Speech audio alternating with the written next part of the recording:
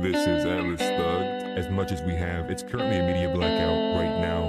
It's about a 10-minute video here. Get the libertarians out of this party, dude.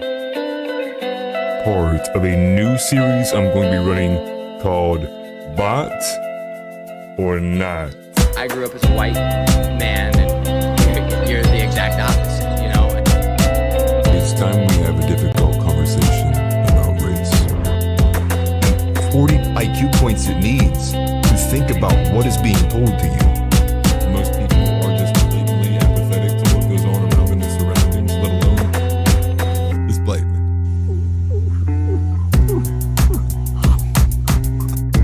A trans woman's penis make you gay? Can I define to answer that comment? The dating market is for men your age. I'm not a misogynist, I'm a sexist. Right, like for example, like as a white man, I can go out and I could go right here in Columbus and scream the N-word as loud as I wanted to because I have that privilege.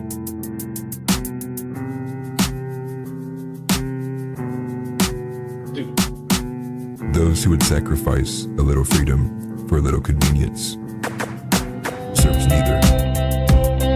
Titan says, Browns should be for whites. We were just trying to help them run a better empire. Hey, truth. But she's straight up, she's like, stock market. She's like, bro, like, I can't even buy a fucking house. Like, And, you know, it probably doesn't help that half the comments are, how are you not banned on YouTube? Man, how is this guy? How is this guy not banned on YouTube? It's like, yeah, I'm sure YouTube probably picks up on those things. And they're probably wondering why so many people are saying that, you know. and all these top brass pundits who have some kind of association or relationship with Epstein, you know, it's getting to the point where you got to think like I'm about to go look at my residential history and be like, did I live next to Epstein for like some time? Like, man, everyone on this planet must have some relation to Epstein. And then you go, oh, actually, no. This is because the administration is all wrapped in together with it themselves. And I said this maybe about a year ago. You know, what if Christianity wasn't in such a cucked position that what if Andrew Tate, like Tristan, would have went to a Christian position? Fell for it again award, #1 right here. And you know what? I can't even make fun of the audience because I fell for it too. And that's probably what I'm most pissed about. He's huffing some extreme copium. Oh yeah, sister, you definitely owned him. Hey, can I see you after tonight? You know, it's like that's that's what you're competing up against because or bad jacketing him and calling him a weird little gay. Is this like alt-right Forbes husband? What am I listening Yeah. Okay, stop it. This guy's gonna get into statistics, stuff like that. Oh, not statistics, not So- on the show. We so- don't do statistics.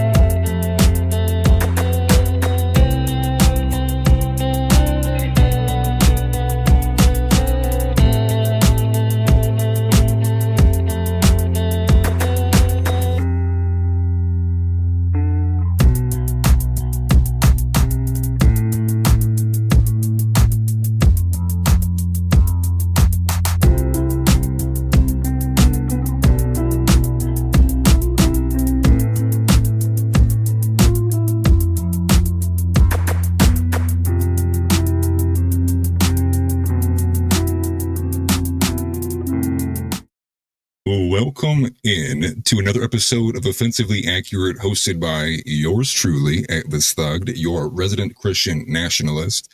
And this is a collab I've been waiting for a while, for the last couple months at least. A lot of people have also tagged me in the Discord, as well as on YouTube, and even on X occasionally. That there's also another girl doing this Nick clipping as well too. And so I figured we would join heads. And there's a lot of stuff with Casey that's kind of cool in terms of how we're kind of connected. So I guess I'll start with this. You know, I had actually known Casey before I actually knew Casey through a connection with Worrell, who runs America First TV. And believe it or not, I took Casey's job. Well, I don't know if that's the right terminology, but I did the content clipping for Worrell for like a month after he ended up parting ways with you. And then that's when I got the idea to start doing a lot more clips of my own. And then things started rumbling down the hill. And then I see you on X because Nick responded to you after you got copyright struck by Candace. And I was like, I didn't realize that this girl was as big as that. Like, that's crazy. And and here we are. So, Casey, without further ado, who are you and what do you do? Oh, that is such an amazing introduction. I don't know if I can even really like match the introduction, but no. So yes, I am Casey. I'm really that girl Casey, but people know me now as like Bring The Asteroid, the black girl who clips Nick Fuentes content Casey. But yeah, it's funny that you brought that up. Yeah, he did respond to me. It's really nice to really sit down and talk to you because I saw your videos too, and I was like, oh man, I like his stuff. We're definitely, I like your content. So I'm honored to be here. And yeah, I'm ready for like a really good conversation. But really, I'm just a person who fell into asking a bunch of questions. And like here, obviously we'll go through it a little bit more, but I just started asking a bunch of questions. And then after 2020, and then if you really care about the truth, you will land somewhere where you're like, oh shit. and that's basically what it is. And I thank God for the journey. Yeah, no, and I think that's probably one thing that unites a lot of the people on this side of the aisle is obviously the Christian connection there too. But I guess we'll start with what I found you out about with the copywriting from Candace. One thing I wanted to know, how bad was that strike? What does it affect? I know you had said you're restricted on live streaming now, but what else penalties did you take from that? It was just the live streaming, and I get to, tell this really good news on your show that we just fought it, and it's done, it's over. So I will start live streaming again on Bring The Asteroid News. But what happened was, what happened was that, look, she's like, I'm finally gonna, interview Nick Fuentes. Meanwhile, on the back end, and we're kind of jumping the gun a little bit, but it's okay. Like I do talk to like a lot of grapers in the back end in Twitter, and I told them a while ago, I was like, yo, stop asking this girl to interview Nick because she likes the attention. She's you guys are giving her the attention that, to me, she doesn't deserve, but whatever. But when she was like, okay, I'm gonna interview Nick, I was like, bet, I'm just gonna go, online with it. I was gonna stream it regardless. Then it was going to be under, behind a paywall. And I was like, why would she put it behind a paywall? That's ridiculous. So I was like, she went after me. And I don't care what anybody says, because later on I looked, other people streamed it too, and their channels were just fine. Okay. I did again, I'm like jumping, but she is aware of who I am. But I was being funny, and I did retweet her, and I was like, don't worry, we're going to watch it anyway. And so I don't know if that also made game. Next thing I know, are you telling me that Candace is going to be enemies with me now? Candace is going to be enemies with me now? Yo, she's like extremely petty. Like she's more petty than people really, I think, understand. I mean, I've been talking about her. I don't talk about her all the time. But when I notice she does petty stuff, I'll call it out. I'm like, yo, this is really petty. I mean, from the Steven Crowder, Steven, why are you the third person talking about Steven Crowder's marriage? I thought that was sick. I was like, yo, why is she coming? That's their marriage. Why are you involving yourself in that? And then like I made a video about that, but that was on ThatGirlCasey. This is when I was a real smaller channel. And then like even what she did to her friend Nicole Arbor. I mean, I could go on for days, okay?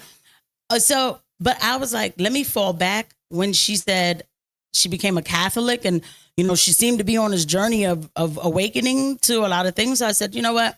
I'm a Christian. I'm not going to give this girl a hard time anymore, whatever. But she's the same person. I mean, look, if it works for her, that's fine. But again, I had my stream getting ready to go, and I was never going to just play the stream. I was going to talk over it and, stop it and whatever. And then all of a sudden it went black, it went dead.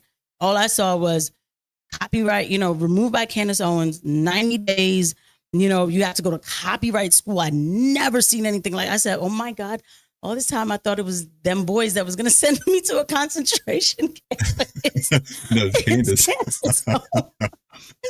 Like, That's funny. so yeah. I mean, that's irritating. And when I had actually streamed the Dinesh D'Souza Nick debate that happened maybe like a week before that one, because he's kind of like on the series of collabs. And even when I was doing that, I kind of was like, well, neither show's allowed on YouTube, so I doubt I would get copyrighted from Content ID, but I was still like, okay, maybe. But then when the Candace one came around, I saw that she was going to put it behind a paywall. I immediately was like, I don't want to take any chances. I don't want to give YouTube any reason to take me off, because if you look at my history, it's like Nick. And it's like, I don't want to give him an easy out to say, we can ban this guy. So I avoided it. And then I saw that happen to you. And obviously I felt bad for you, but I was like, whew. It's like, okay, I dodged a bullet there. Like, okay, that's good. But it wasn't even, it's super petty. It wasn't even YouTube.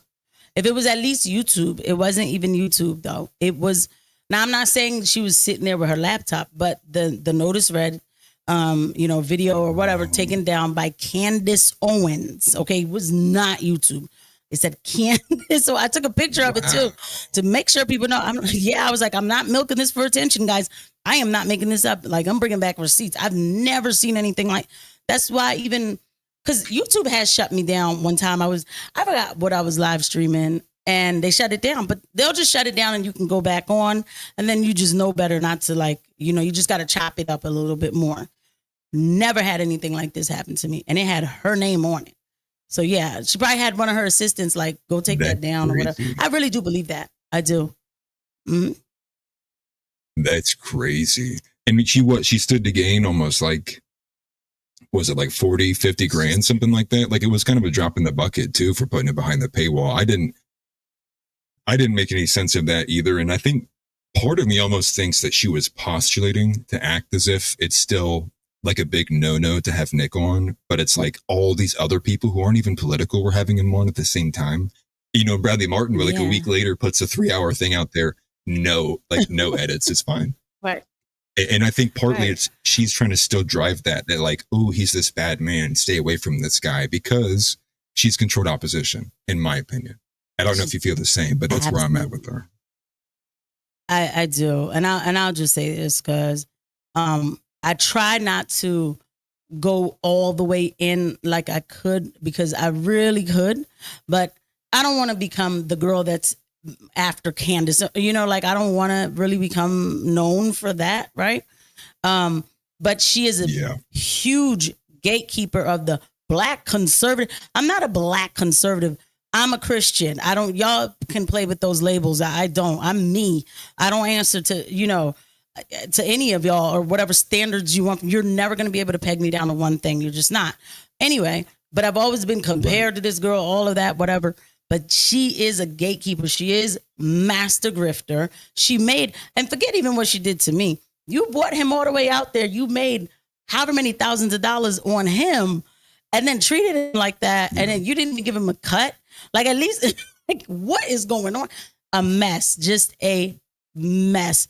But, people will see for themselves. I'm kind of curious how long until Candace is in South Park.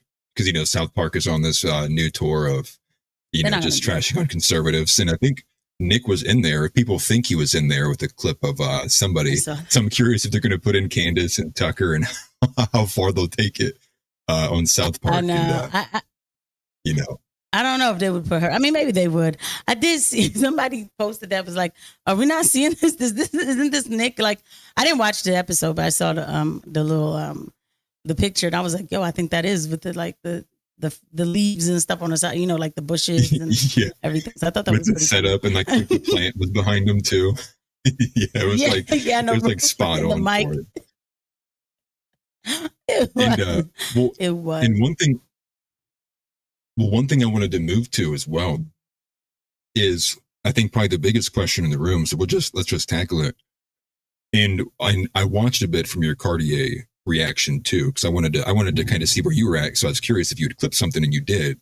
And I guess the first question I would have is, how is it like in your personal life, right? Like, are people aware that you do YouTube for a living, right? And it's like, are they tuned into that?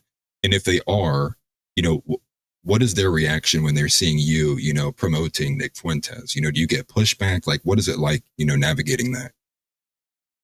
So one thing I will say, I've been blessed to have an amazing support system as far as like my family, and my best friends. Like they know me. I've always been, even when I was on the left, whatever you want to call that, I've always been, I don't want to say weird, but just like I think about stuff a little differently. I analyze things a little bit more. So my friends have not, like, as far as personal people, not a single bit of pushback. Everybody's like supportive, like, oh my God, like, like I'll tell my best friend, like, oh, Nick Fuentes, you know, like my tweet or something. And she'd be like, oh, that's great, girl. Hopefully soon you get him on the show. Like, this is the type of people I'm around. That's awesome. My father who's like, who made sure I went to school to get my registered nurse, you know, because I am a registered nurse. So to get that degree, you know, and everything, like, you have to get a good job and this, that, and the third. But when I told him about YouTube, I was afraid to tell him about YouTube. And he was like, oh man, I hope you do really big with that. Like, I just really like have been blessed to just, that's awesome. So that's, yeah, like, like I've just been blessed to be that way. I think though it is because people, before I did this, or like, well, when I first started YouTube, there was a time where I tried to run for Senate. I speak a lot. I speak my mind. So people, I think, like, whoever's close to me and knows me, they know that I'm going to stand by what I say, even if maybe they don't agree with everything, but they're not here to hate on it. So I've been really blessed with that. I might be like, I don't know, one of the few people who are blessed with that, but I thank God for it. I really do. Yeah. Yeah, that's awesome. Because I wouldn't expect that answer at all. You know, believe it or not, actually, I've had to navigate not my own parents, but like I've had to do some strong persuasion in terms of like my wife's family. You know, and I think even still right now, I think there's probably portions of my wife's family that maybe think I'm a bit dangerous or like in the wrong. So it's kind of wild to hear you're like, no, everyone's like fully like behind it. And well, I guess my next question would be then, do you think that means that Nick has permeated a lot deeper into the mainstream than what we even realize, and that people are just not willing to say it out loud unless you mention it to them first? I mean, that's kind of the feeling I get when I see all of these reaction videos from like the Cartier family and then all these other small like Black creators. It makes me think, like, have we always been holding our cards close to our chest and then we waited for a good moment to let it be known? I mean, I guess, where are your thoughts at with that? So a lot of the people too who are around me, they're not like online as much as me, but the conversation, like, okay, obviously right now everybody, and it's funny because that clip is old. I remember when you first, you know, said, you know, about like being brutally honest with Black people or whatever. I watched the episode. So, but what he said is something that Black people talk about too. I mean, and that's the point that I keep making. So I think that he's just a person saying what everybody else is thinking. Like I said, the reason why, again, I'm around people who aren't going to try to box me in is because I'm around like people who believe in God, who believe in family, who believe in success. Nothing can stop you. Don't play yourself out here, you know, things like that. So we do talk about like come on. It is like not even, is it a best kept secret? I don't know that people say, listen, if it's 15 of them somewhere, I'm not, we all say this. So I don't know why when a white person says it, it's any different. I'm just like, oh okay. It's like, to me, so, I mean, that's funny. Yeah. I mean, we all know it. If you, seriously, I mean, look, obviously it's not all, but he didn't say anything that not everybody says, period. Like, you know, the type that we're talking about too. So at the same time, it's like, right. Why should people get mad at a white man for saying that? You only get mad because you think that your side is going to look at you funny because you accept him saying it. I want white people to say this. I do. Please air out these grievances so we could talk about them. It's true. And I'm not telling anybody to take a chance on anybody, period. If somebody looks weird, whatever, don't go. I don't go into certain neighborhoods. What are you doing there? Right. So that's just me. Like, I've been like that even before you too. So, I don't know. Well, and I think there's something to be said there too, which is, I think because the vast majority of white people are ultimately just afraid of saying anything. Not because I think they want, they think every black will harm them if they were to say something, but because they don't want like the social negativity that could come from that, right? They don't want it to be taken out of context or be painted as a racist because they don't want their life to be destroyed.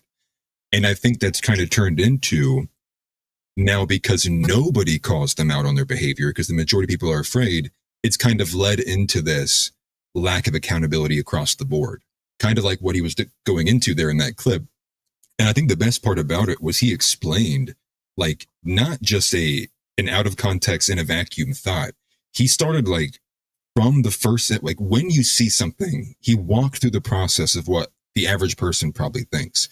And he did a great example with the Nissan Ultima, right? You see the Nissan Ultima flying up the shoulder of the road. Your first thought is, what the fuck, man? But it wasn't with color. You're just seeing inappropriate behavior. And you're like, man, why are you doing that? So it was clearly, he was like, these are just things, but he says the Nissan Ultima because most people can attribute that, like who drives a Nissan Ultima, right? To the culture, yeah. So, yeah, right. And again, look, again, he's not saying, look, I'm keeping it real. Again, it is just what's known. I mean, even again, me and my best friend, I've gone into jobs or like contracted jobs and been like, oh God, my supervisor is a black woman. And it's like, and somebody here, they'll be like, oh, you don't want black people to have jobs. No, it's not that, but I know y'all are petty. Look what happened with Candace Owens. Right. I said it too. Because I covered it. Now I'm back to this again, right? And then obviously I'm not talking about like Candace, like she's some sort of like bottom grade black person. Like, no, but I know the attitude. I said she's going to boss bitch this interview. I already know she is. This was from the preview. I know the attitude that I'm going to get. Yeah, I know it. You got to be in defensive. I've worked with it. I have. Like, I'm just like, here we go. Like, okay, it's just, and it's a shame because even for me, when I meet somebody who's, and I'm not trying to say it's everybody. I'm around some amazing people. But when I meet like a young black woman who's in customer service, who's really, really nice, me and my best friend are like, oh, wow. Why are we saying, oh, wow? And it wasn't always like this. You're right. It wasn't always like this. It really wasn't. It is that lack of accountability. It is that it's racist to arrest black people. And I'm like, arrest criminals. I don't care what color they are. Criminals get arrested. I knew this was going to get dangerous because I'm a little older than, I watched this kind of stuff happen with these progressive DAs. And I'm screaming. We have one here in Philadelphia, Larry Krasner. I begged, I said, don't vote for this man. A lot of people are going to die. He's at churches, at black churches. See, I'm not going to arrest your kids. They're saying, they're clapping. I'm like, do you not hear what he's saying? His promise, he looks at your children like criminal. Why is that a promise to black people? I won't arrest your children. You don't see there's a problem with that all around the dynamic of that. So then I got told, you hate black men. This is online. Now, if you want to ask me about my online reactions, oh yeah, that's different. Yeah. Yeah. So you probably get a lot of flack then. I mean, you have to. It's hard for me to believe that you don't get any flack. You probably get called all this stuff, right? You get called Uncle Tom. I don't know if there's a female version of that, right? But anything along those lines.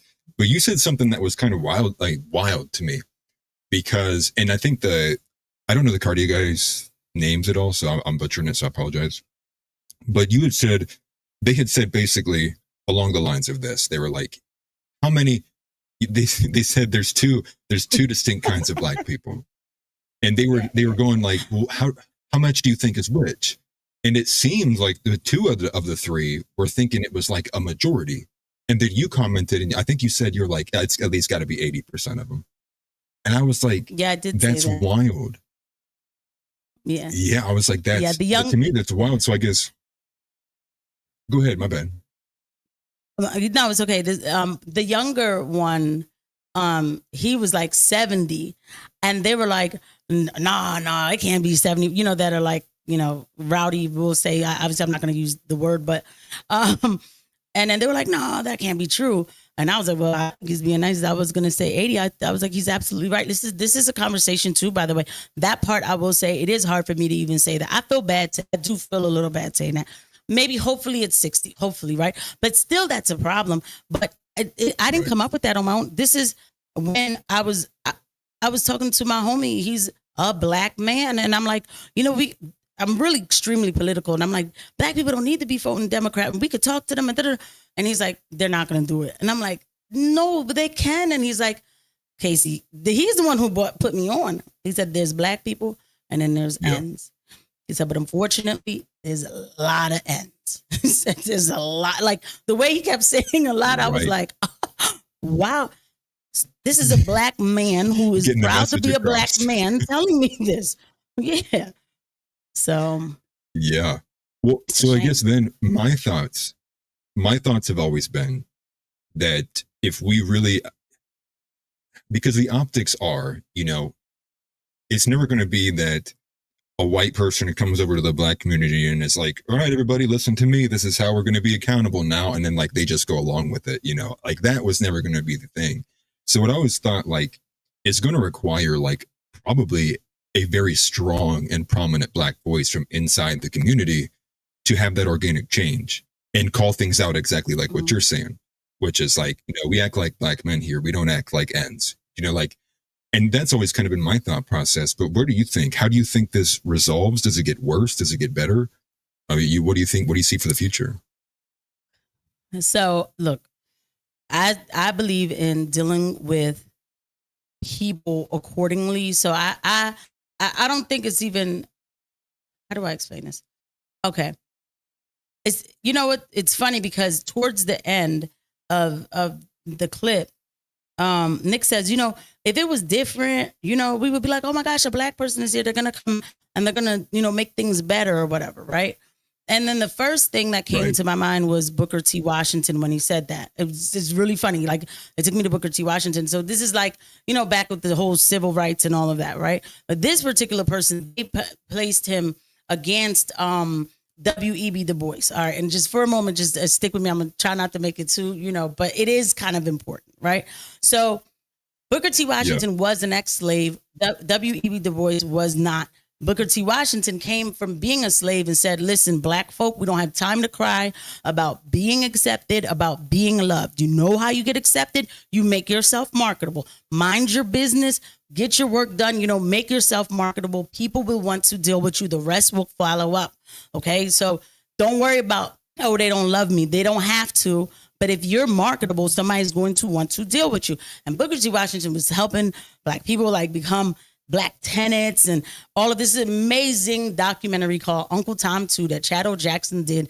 And it's just so, I was going to say you might completely dark, but yeah, it's just such a good documentary. Sorry, but it's a good documentary. So it tells you that. But then W.E.B. Du Bois, who was part of the NAACP, which, by the way, the NAACP was not started by black people. It was started by progressive Jews. And then they brought in black people. And he was saying, no, you got to fight for equality. Like, don't beg the white man. You know, that kind of talk was like, you know, no, you don't beg the white man to do this. You better, you know, it was what we see today with the Marxism, right? Okay. What happens is that this thing permeated into the family of like, they have to love you, making people mad and distracting people, pulling people from God, family, property. And as time goes on, you start to break up a generation, generations like that, right? With these ideologies. And then coupled with, because at least if the law and order is there, it's like, well, if you want to act the fool, you're going to go to jail. And that's my answer. Like, if, listen, they can't get you in control at home, then you need, like, it is what it is. You become a danger to yourself and others. And so, but then somehow it became racist to follow the law. And then the schools, forget it. They've been indoctrinated with all kinds of, well, it's racist to do this, racist to do that. So now, of course, you're building up putty. People who just do whatever, who just don't, you know, there's people who, you know, who could be great things and feel like, oh, well, I can't do this because the white man's going to stop. I mean, they're constantly around this propaganda. I fell for it too a little bit, just a little bit, because I was on the left. So if it could hit me, of course it could hit anybody else, and it's a shame. So if you want to know, like, and there's a, sorry, well, if you want to know, no, you're good. There's a bit of a I'm delay. getting a lot of chat saying no, you're fine. Getting audio feedback from me, actually, not you. I thought you were going to have a problem, but I guess it's me. So I made some slight adjustments to the audio settings. Guys, keep chatting if anything changed. I'll try moving away actually a little bit. And if I think there I'll come off. I might just be a little too loud. I'll come off the mic if I. Hey, do I sound okay to you, Casey? It's easy. No, I think we're good. Well, I'll figure it out. We're not going to do it. I'm not going to solve it right now. But hopefully it'll be better. But yes, no, in going into that same vein, that's partly what most people are abused by, is the fact that the propaganda is not even just like propaganda, but that it's everywhere. It's peripheral. It's constant. I mean, not even constant. It's incessant. And so I always try to keep that in mind too, you know, because like you had said, you yourself, you were kind of in this position where you were like, you know, I fell for it for a time. And the same thing feels true, you know, for even right now, when you see a lot of these people, could you even blame them for thinking like that? Because they're so, you know, they're so abused by it, right? They're so constantly hit with that stuff. But you go ahead and talk. I'm going to see if I can fix my audio. I apologize. I don't know what's going on. No, it's all good.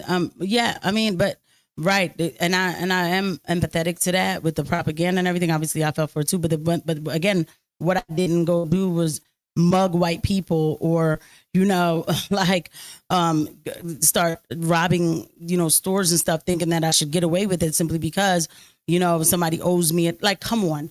You could be mad. Listen, not everybody's going to like each other. This is the other thing. I don't believe in forced integration in any fact. I don't believe in it. But I think that organically people will come together. If people would have, I'm extremely radical. I'm going to keep it real. I'm the one you see on Twitter, like, abolish the Civil Rights Act. And I mean it, because when we look at our government oh today, my God. I'm glad you brought that up. And like, I fixed the audio, by the way. I had 2 microphones. All right. Okay. Cool. I'm glad, because I'm like, I know it's me. Let me just, you know, but when you look at our government today and you see what's happening and the, you know, disproportionate representation type of thing, it is because of the Civil Rights Act. When you see that colleges right now are being, they're being attacked. I'm not a leftist. I don't, you know, like I don't believe in, like, you know, I know colleges are looked at as like leftist institutions, which they really are. Like these classes that they were teaching, I was like, this is crazy, right? But also, I don't think that we should now try to shut down these colleges on the basis of a country that's not even, you know, not even for America, right? So it is that Civil Rights Act that makes it all possible. Yeah. It's that, but the thing is, the Civil Rights Act, the delay is a little. You're good. There's a delay. I'm so sorry. Go ahead. Yeah, me too. So I'm gonna go ahead, but so that's part of the problem. So the thing about, and what I realized now with the civil rights movement was that it was influenced by progressive Jewish people who wanted this for a reason, because of, and I got to be careful because we're on YouTube, but a lot of people get to start noticing a lot of things when you stand out, right? So now we'll come here, we'll make a bill that says that you can't discriminate. Black folk after slavery were not downtrodden. I'm not saying it wasn't hard. I wasn't there, so I don't know. But they were making moves. They were starting parties in the government. They were making moves before the Civil Rights Act, right? Then all of a sudden we need this thing to say you can't discriminate. And there is such a thing as necessary discrimination. So and then who gets to benefit from that for real? So I'm like, abolish Right. it, but So this is I guess the actually damage has been done. well, right. So this is like the idea that I have with one of the upcoming documentaries I'm working on, and I'm gonna actually end up using a lot of material from Arvel, right? Their guy there from Arkansas with Return to the Land, because you know when the Civil Rights Act basically was put into law, I mean that was the last day anybody had the freedom of association. Like that right basically died that day when the Civil Rights Act was put forth, and then that's why you see like these Return to the Land projects, you know, of the white only community, and just on its surface, right, the optics, everybody wants to be anti it because of just the optics and obviously the implications there. But I thought it was a good thing that he went forward and did it and pushed for it, because we already had Thomas Clarence say that he would rule against the Civil Rights Act because it is constitutional. And so I think the fear there a little bit from the AG in Arkansas was he looked into it and he was like, if we take this and it escalates, we might be the people who get the Civil Rights Act thrown out federally. So let's just let them have their community and we'll back off there. Great. But another thing you pointed out too, which was my first documentary, which I made about Project Esther, was talking about all of the ways they are shoving basically any dissent on college campuses into a box of anti-Semitism. And they're finding, I mean, all these things, right? And, you know, you go deep into it, right? And it's basically like if you've ever vocally supported, it's like Jewish Voices for America, you're technically now part of the Hamas support network. And it's like, it's all this insanity. And Nick was ultimately right, because what would you expect? Where was the first place you would expect to see any major pushback about any large topical and political issue? Historically in America, it's been at the universities. It's been men and women who are out of their home and have a bit more freedom and a lot more to risk are the ones who will go out and do the activism. We see it time and time again. And so to see them, and I can't remember her name because it's so foreign, so I apologize. But when she got nabbed up on the street and Tim Dillon went and covered it, that's when it was like, we're getting to another level now where people have to say something, because why is this girl who wrote an article at a college being swept up and deported when Home Depot's not even been touched yet? And then you begin to kind of see this parallel over and over and over again. Now people call it Trump's law, right? Which is nothing will be done unless it's in Israel's interest. And this is a point you've been hitting on pretty strong, and you know, probably why you'll enjoy watching Nick a lot too.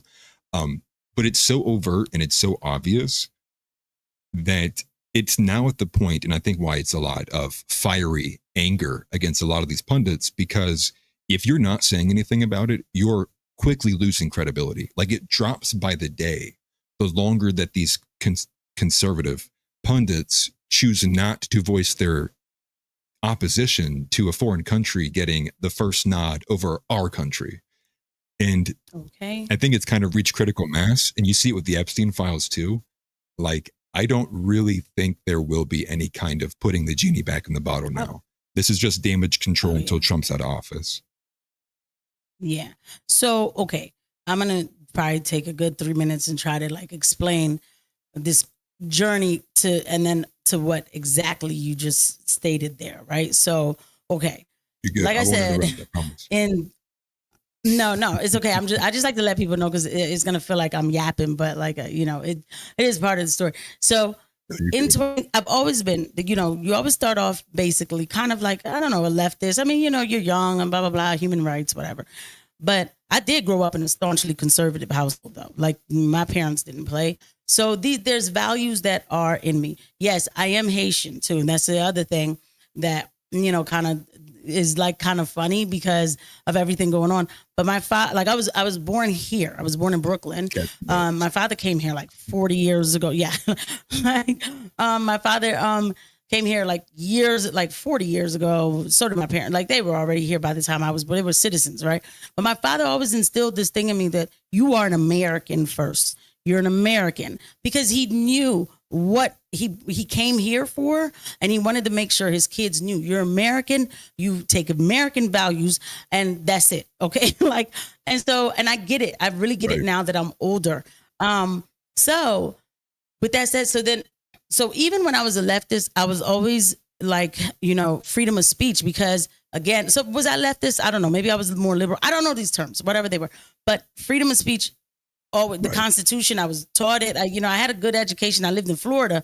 So I had a really good education as a child. And I was like patriotic that way. And I'm like, you can't take anybody's right to speak. When they started taking people off the internet, like Alex Jones and stuff like that, and this was before I started, looking at people on the internet. I was still like watching sitcoms and stuff. But when I heard about it, like at work, I was like, oh no, they didn't. Because the answer was they took Alex Jones off the internet because he was a white supremacist. That's what they said. And I was saying to people, they need to put him right back on because he has every right to be on as much as everybody else. Because if I don't want to hear what he has to say, I just could flip the screen or look at something else. But this is his First Amendment right to be able to speak. So I've always been on that.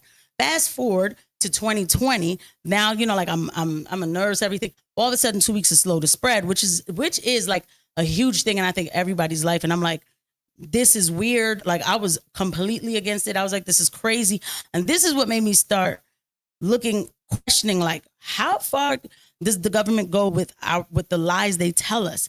I was like, because if they could lie, I was like, I know they lie about like wars and stuff. I said, but damn, they lying about medical issues. Like, it's just, anyway. So I was like, this is crazy. By 2021, they started with the mandates, and I promise you I'm getting to the point. When they started with the mandates, I had just opened YouTube because I was getting debates with people about COVID. So I was like, I'll just put a couple of videos on YouTube just because I don't feel like doing a bunch of talking. I'll just refer them back to my YouTube, right?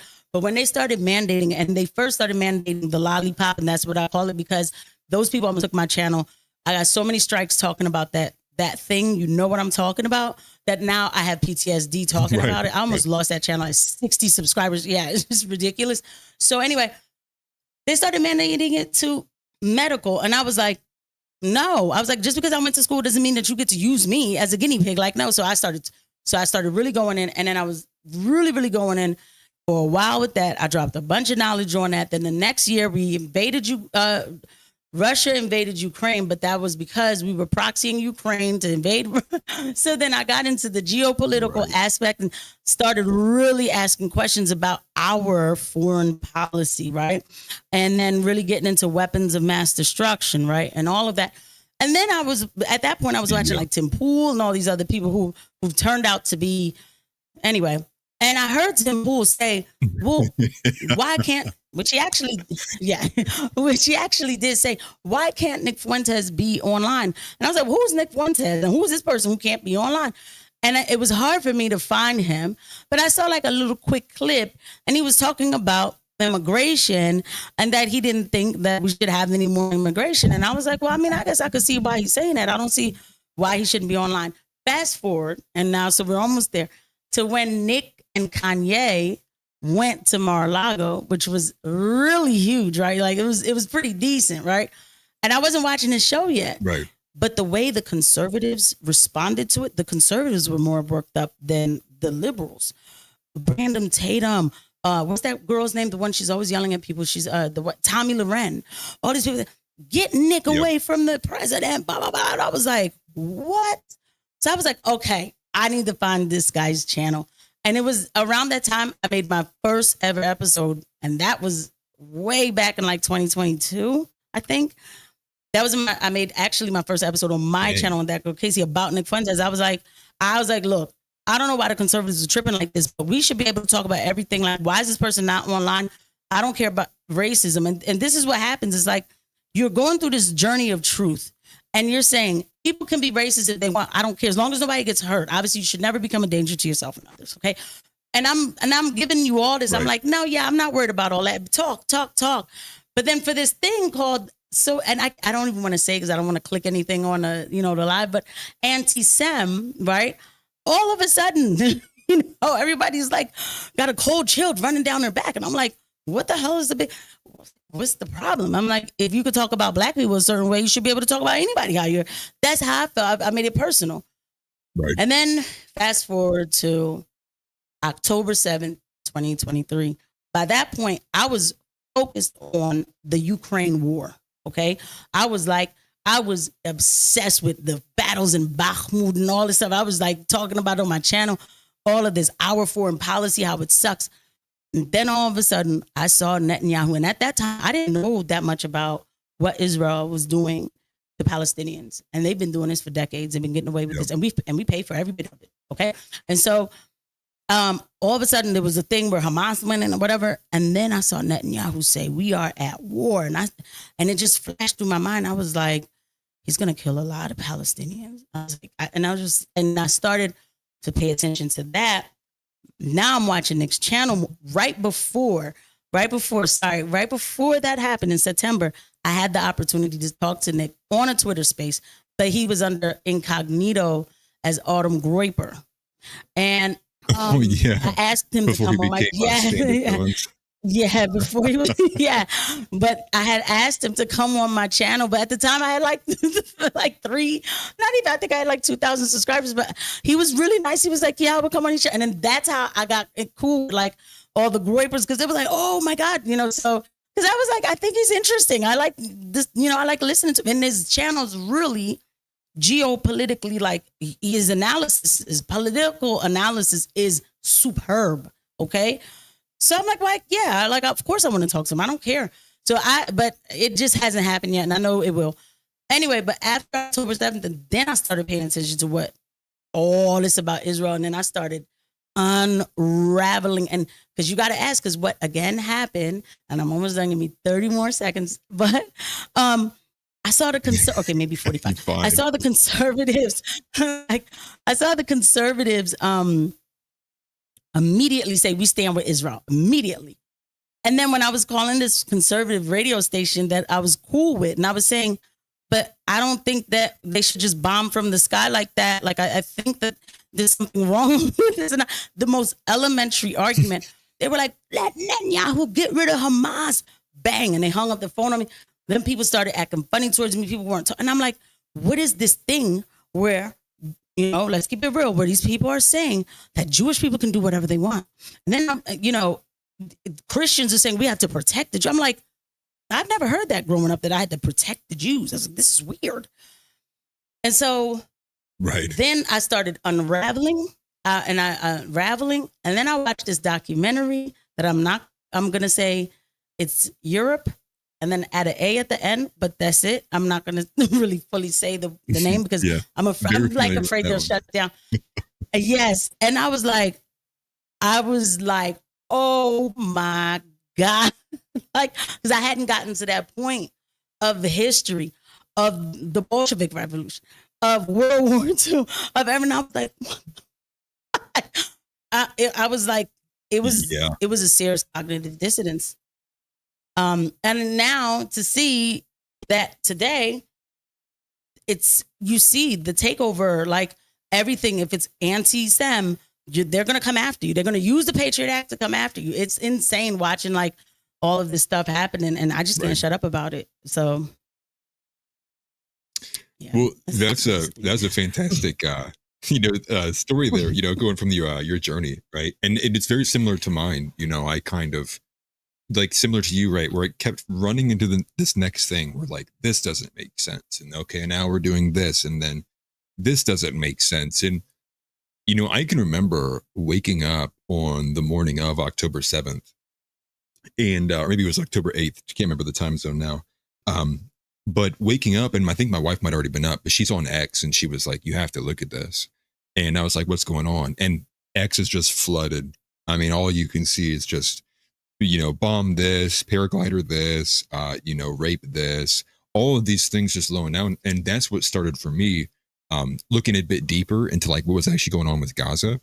And there was a part where I had even fallen victim to that propaganda, probably around like 2021, 2022 was when I got more politically inclined, because up until COVID, I was in college. I didn't care. And I was a degenerate. I literally was just like an ignorant guy, so I was like, COVID really shook it out of me. And, and I came to Christ and I had that journey, but seeing all the different kind of visceral reactions. And then it just started a long kind of just major, for me, it was more of a black pill than a red pill. Cause I'm still kind of on the side of, I really don't know how we get out of this, but you can see it. I mean, back then it was like, you would have to actually go, well, look at this, and then look at this, and look at this, and see how that connection doesn't make sense. Why are we doing that for Israel? Nowadays, it's like you get people like Jim Jordan who go, it should be illegal to have a foreign flag in your office. And then he's like, behind him is the flag of Israel. And it's like, now it's just like, it's so overtly obvious that, like, to anyone who pays attention for longer than a few minutes, like, there's clear preferential treatment to not only just this, but they'll sit there and say, Jews are not a monolith, but then on the same hand, criticism of Israel's anti-Semitism. So it's like, which is it, man? Like, are you a monolith or are you not? Are you allowed to be criticized? And if you are, but if you do criticize them, you're branded as such. And like what you had mentioned too, it's clear we've moved into an area of the political climate where blacks and trans people are now open season, where it wasn't like that 2 years ago. Like now they're like, well, we'll let them criticize these people, but we have to protect this one group. So now it's overtly obvious that there is one last remaining group of people that is not allowed to be criticized. And, you know, I forget the apocryphal quote, but if you want to know who rules over you, look to those you cannot criticize. And I think when you're the only person left standing on stage, it's very obvious for people to see who is getting who's getting the first nod, right? Who actually gets the all the privilege that supposedly, you know, white people are getting. Okay. And then, like, I mean, but the thing is, so even with all of this, because I really do pay attention to a lot of now, like, not now, but again, the geopolitics. It started with Ukraine, but I'm really heavily now focused in the Middle East. I actually have another channel I'm trying to grow. It's a smaller channel. It's called Geop Princess, because that's where I talk about like the geopolitics of what's happening in the Middle East. And, like, you know, because everything happening there, our hands are on it. It is not right. What we've done over there. And I'm not, by the way, I'm not one of those bleeding heart liberals like America's the worst place. No, it's not that. It's that our establishment used good soldiers to change governments. That's their words, not mine. And that burns me up. That burned when I found out about that. Like when I heard those, you know, General Wesley Clark, the 7 countries and all of that, like I almost cried. I'm like, are you serious? Like, this is how much they really just don't care about us. Like, wow.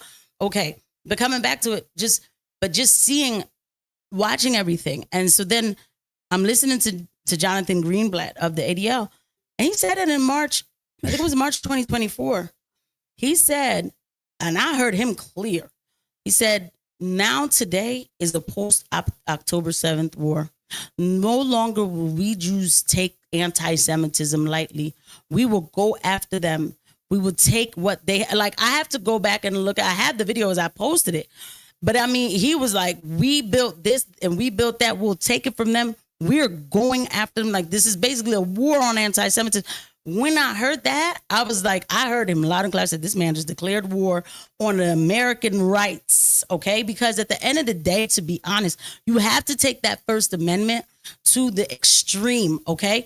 That's why I'm not one of those. That's why people like Nick Fuentes or, you know, somebody else who might speak this, you know, the way he does, which is he's not saying anything crazy, but they call it extreme.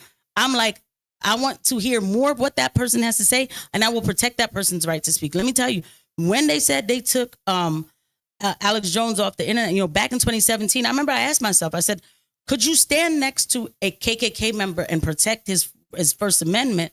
And I was like, I would have to, because I was really having this conversation. I said, I would have to, because that is his First Amendment right to speak. And it could happen to, you never know when the law will be flipped on you too. This is all right. America runs different than other countries. So these people like Charlie Kirk, Candace Owens, Tucker Carlson, you know, Dave Smith, don't take the whole red pill.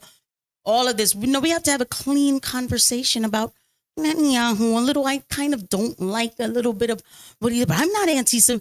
Me, I'm like, don't even start with, I'm not anti. Say what you have to say. None of this limited hangout. You say what you have to say. You say what you have to say. That's it. People know not to get, you know when people are going to take it too far. That's on them still. It's still, somebody really can scream in the streets, like running around screaming in the streets like, I want to kill all the blacks. I've said that, as long as they're not trying to kill all the blacks, right? So if you think about it, I mean, that's still like, I mean, hey, they're not making a plan. They're just screaming some stuff. I can't put them in jail for screaming stuff. But now we're at a point You think you can run down the street saying that about them? And I don't say that anybody should. I want to be very clear that I'm not promoting violence. Okay. So. Right. But you're spot on though. I mean, it couldn't be any more obvious to when you see like the one that's kind of imprinted in my brain is, I believe her name's Bethany Mandel, and she's like this libertarian chick, but as it turns out, she's Jewish, and she's like this just small chick. And she had this post. I mean, it had to have been like right at the day after October 7th, but it was basically along the lines of like, I don't care how many children, kill them all, like nuke them, they're all animals. Like it was like something crazy like that. And I was just like, that's insane, because the last time I remember her talking, she's like this dainty girl on Timcast IRL talking like about Bitcoin or something like that. But then you see it's consistent. Like it's like a lot of these other guys come out. Dude, Mr. Patriot does it all the time. Like I don't care. Like Abby Libby had the worst one. I don't care how many dead children it takes to like. It's like, dude, you can't forward face yourself as a Christian and then demand children die. Like that is, what are we doing here? Like what? And I think for a lot of people, that's like the easiest thing. You don't even really need to think about like the actual kind of substantive rationales behind things. You just see someone calling for the death of a child and you're like, I don't need to be a morality expert to know, like, dude, something's off with you, right? Like who would call for children to be murdered in this fashion? And then, probably like you as well. The more you dig into it, the more you find out even more like disgusting measures are taken. And it's like, they are already committing crimes against humanity. It's like, how far do you want these people to take it? But on the reverse, if I go, hey, I think Israel is acting like this one dictator from this one period of time. They're like, you hate all of them, don't you? Banned. It's like, okay. It's like, this is ridiculous. You're blatantly calling for thousands of children and women to be bombed, napalmed, and nuked. And let alone I say, hey, like, I think they kind of are a bit wacky. Is that driven by their religion? They're like, oop, gone. See ya. Banned. It's like, well, okay. That's a little aggressive. But one second, I want to, before I let it go too much, there are a couple super chats I wanted to bring in. So I do appreciate that, guys. Thank you very much. We can go back to these. So one of the first ones I got is here from Shep. And I didn't see this event, but she writes, thoughts on the three boys robbing a CVS in Texas. I don't know if you saw that. I did not. I didn't see this. I didn't either. I mean, but if they were robbing stores, put them in jail, whoever they are. No. Yeah, right. Yeah, right. They break the law, put them in there. Yeah. Right. Titan said, my advice for all the groups, get out of our way. Your lives would get better. Man, very communicative there from Titan. And again, thank you for all the donations, guys. I do appreciate it very much. I thought I saw a couple more, but it's just those two, which is fine. And where I wanted to take it, kind of a hard segue there too, because you had mentioned that you're Haitian, and I started doing some digging into who is the power play there in Haiti. And thankfully to House as well, if House is here in chat, he sent it over to me. Otherwise, I wouldn't have even known it. He sends it over to me, and I begin looking into, what's his name? Gilbert Benoit, I think is how I say his name. Gilbert Biggio. Mm-hmm. And it turns out that Haiti basically is a pariah state. It's basically Israel has zapped all of the life force out of it, and it is basically a landing spot for gun running to Mexico. Like that's basically the more I read into it, I'm like, oh, Haiti is literally like a hollowed and destroyed nation. So I was curious if you had any kind of like insider knowledge with that, or if you wanted to take that a direction. I'm curious what your thoughts are there. Yeah, I'll talk about it for a little bit because, I know, and thank you too for even looking into that, or, I think that's really cool. And shout out to your team member who found the thread about Gilbert and everything else. So all my life, like growing up, like I said, I was born here. So I don't know a lot of Haitian history, if you will, but I know that when I was a little girl, my parents would go back and visit home and they would be just fine. Or, my family, like it just, you didn't hear like crazy things happening, right? It wasn't like, oh, the most richest country or anything like that. but they had a pretty good tourism, thing on. Like, so you didn't hear too much going on. And then suddenly, and I remember this very, very like keen, when I was 9 years old, America decided to bring American establishment. I want to be very clear all the time that I'm always talking about the establishment. Decided to bring democracy to Haiti. Now at 9, I don't know what that means. I just see Bill Clinton went down there with his wife. Everybody was clapping. Yay, we have democracy. We're going to have a constitution, due process, all of this stuff. I didn't know what that meant. Right. But I remember my older cousin, we were in Miami, my older cousin, he was mad. He was watching the screen and he was like, this is wrong. This is horrible. And I remember being a little girl like, why doesn't he want democracy for, Haiti? Okay, so fast forward. And then now I get it, right? So fast forward. Haiti, yes, I know there's a lot of like history about, slave revolts. We're not going there. There's a time when Haiti it's a dictatorship country. And that's just it, okay? And guess what? Some places just have to be, all right? Sometimes people don't have time for due process. I know how that sounds, but it just so it just is what it is. And I'm sorry. So there was first he was called Papa Doc and then Baby Doc.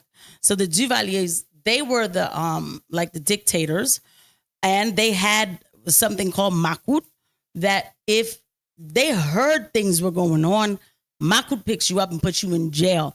Makut doesn't take you to the court. You don't get to fight for your rights. No, you did what in the streets?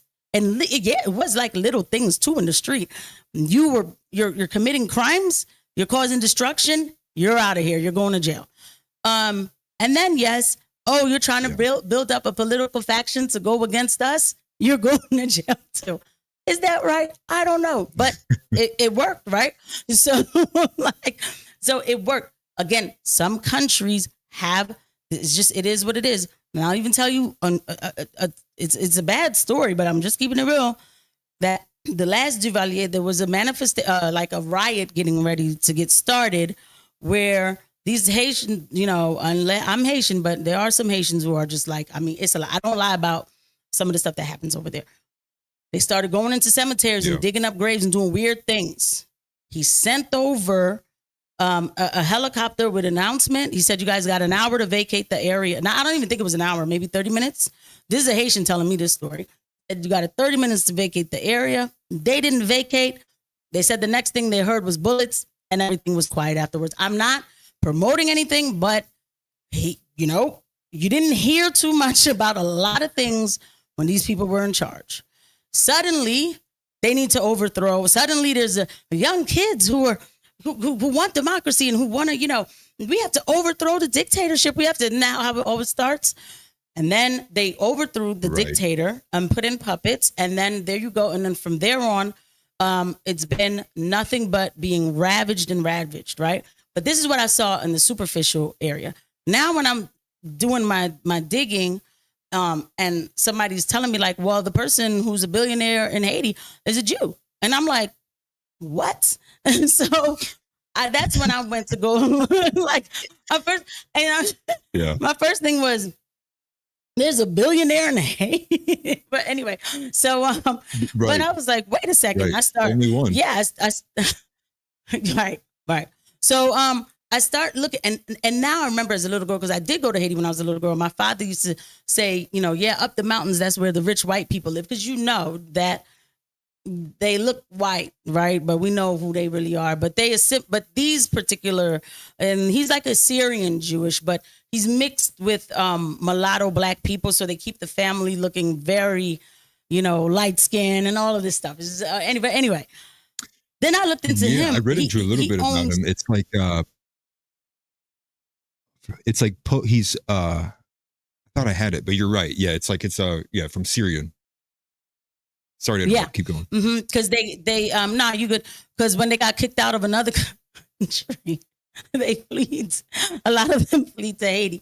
So, anyway, but he pretty much owns Haiti. He owns, nothing goes in and out of Haiti without his approval. like me, if I decide I want to start building a business in Haiti, I have to ask his permission first. Israel's building a port in Haiti. It's called Port Lafayette. I believe people are coming through that. Sometimes the IDF was running with him in Haiti because people were ready to like come and, you know, riot up the mountain to him, and he had army assistance.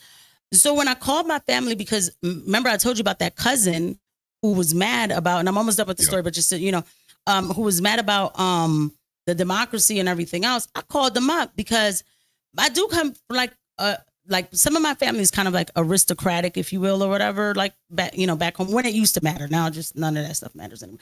But Right. I asked him about, like I asked him about Gilbert Biggio, and then he was like, yeah. And he started breaking it down. He was like, I used to go over to their house and hang out with the kids. We used to play soccer together. We used to be cool. But then I found out that his family, that he was the reason why Duvalier was taken out and why all of this stuff started happening. It was like he was the captain of like basically destroying Haiti. And he was like, and I couldn't be cool with them once I realized the kind of evil people they were. They have, and now Haiti is ravaged. It's terrible, right? I don't even know what else to say about it. Haiti had one more chance, and I'll just, I guess, end with this. Where the last president who got assassinated, and I was like, why did he get assassinated? I was trying to figure it out. He was reaching out to Russia, and the Wagner forces were set to come into Haiti to remove like the establishment from Haiti. But I guess the establishment found out, and he he got killed. And that's the story. Well, because I had read into the CIA coup in 2004. Yeah. But let me just say real quick. You know, yeah, go ahead. Sorry, yeah. Even with all that, okay? All what I know about Haiti and what the establishment has done, I sat here when I ran for Senate and said, I am not Haiti first. I'm America first. So I'm not going to, you know, promote getting Haitian refugees. And you're never going to hear that from me. And if you want to question me, you have every right to. I said all of that. I said, you could question me. I would never be offended. You should question me. Fast forward to today. If I question somebody, I could possibly go to jail for questioning somebody about Israel and all. Like, come, this is crazy. So yeah, I just needed to make that point.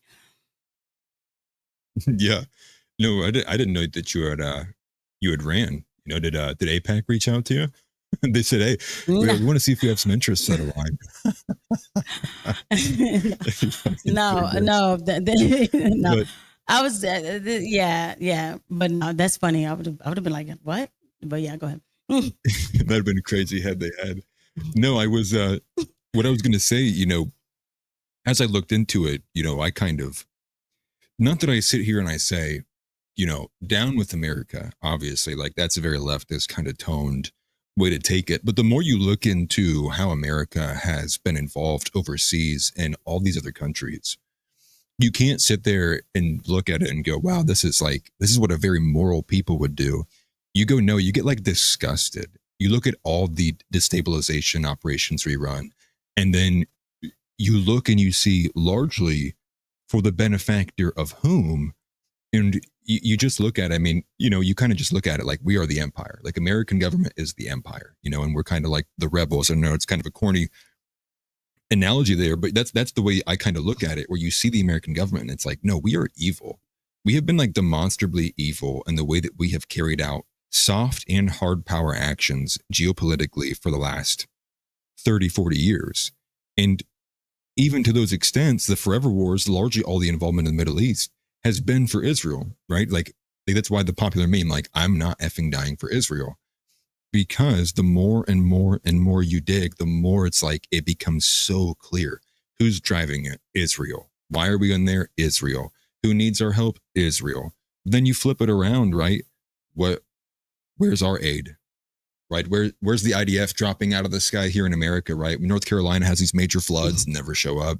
You know, you look at how many wars has Israel fought alongside the US with? Like none. Like, and so in what you had mentioned there too, right, with the IDF showing up in Haiti, the article that I was reading along, and I wish I had the actual one, I think it's from the Black Agenda Report, they were talking how that's actually like a consistent thing in Haiti, and it's part of like their Hasbara kind of like propaganda apparatus, which is they'll have some kind of like halfway incident and they'll bring in the IDF to help clean it up because they're trying to bolster the public image of like the IDF being obviously like these great heroes coming and giving aid. Wow.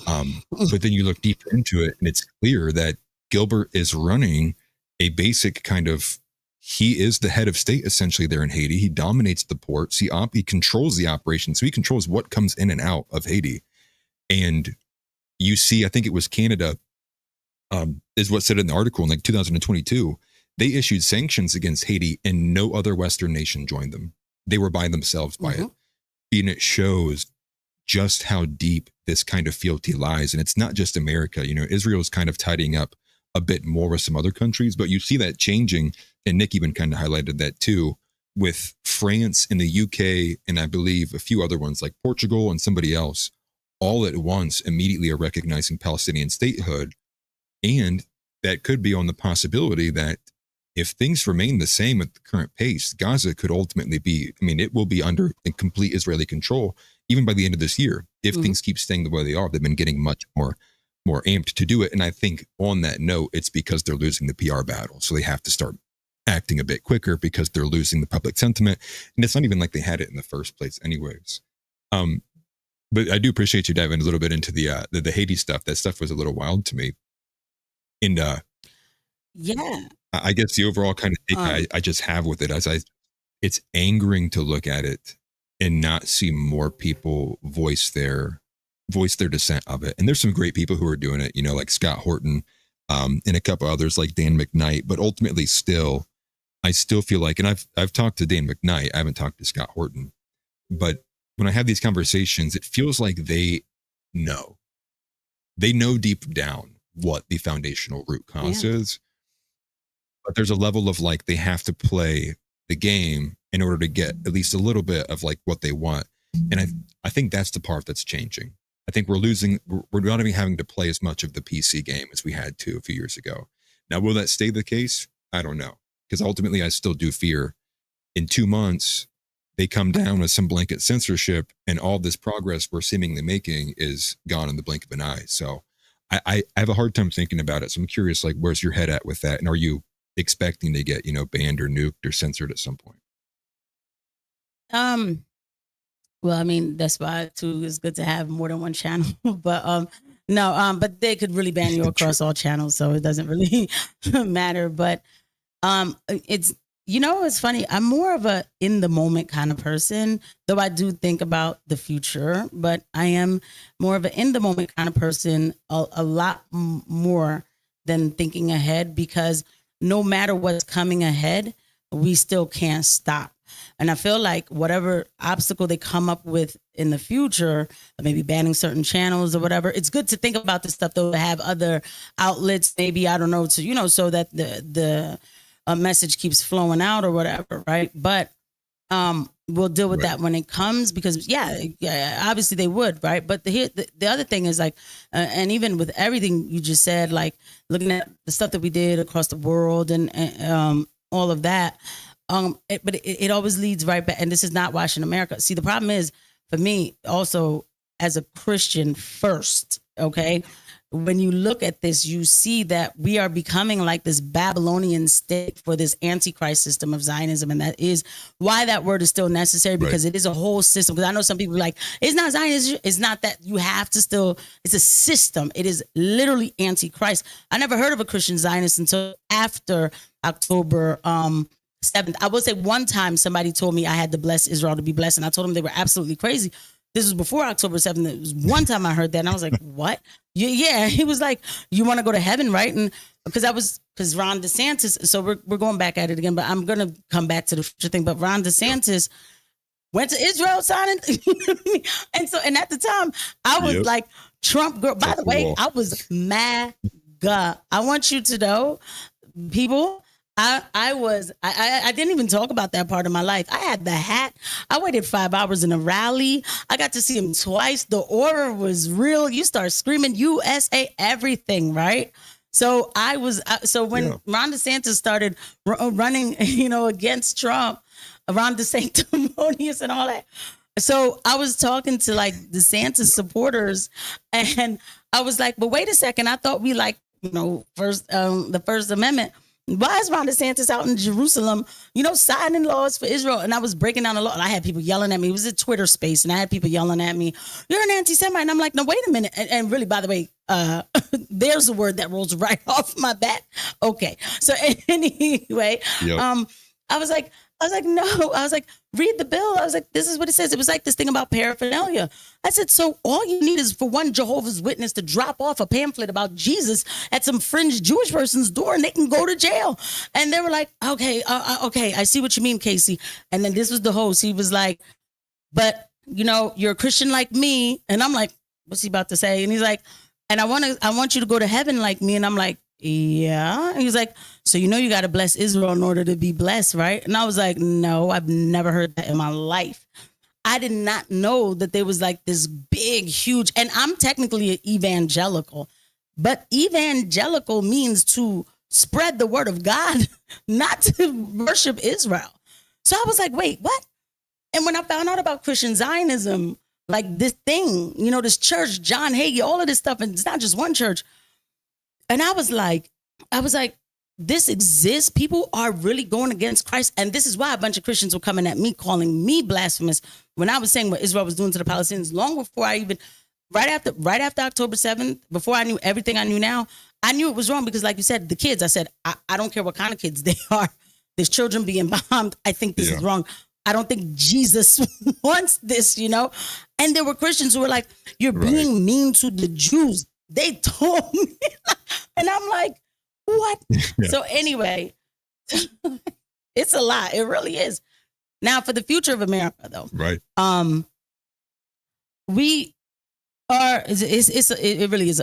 We are, it's to the point where sometimes I don't know where Israel begins and where America ends, or I don't know. It's just so amalgamated now.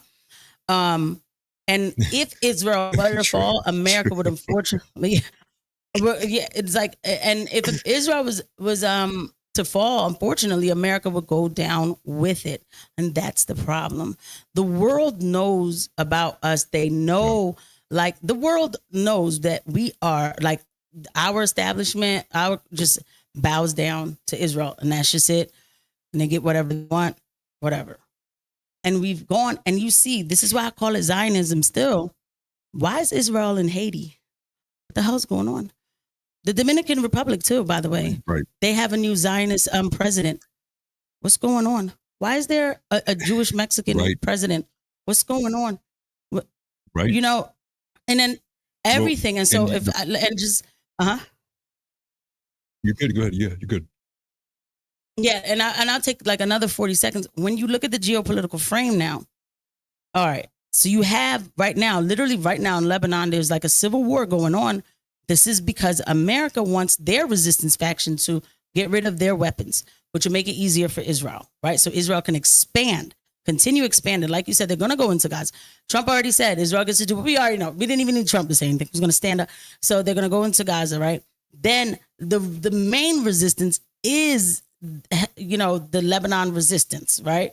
Because Syria, they took Syria in 2 weeks. So there's that. And so that's fractured. If they are able to, because we will be back in Iran. Do not think for a second that Iran is done. It is not done. We will be back, okay? And if they're able to break into Iran, it all connects back to Russia and China too. It is a system that we've become, the empire to serve the system in every way possible.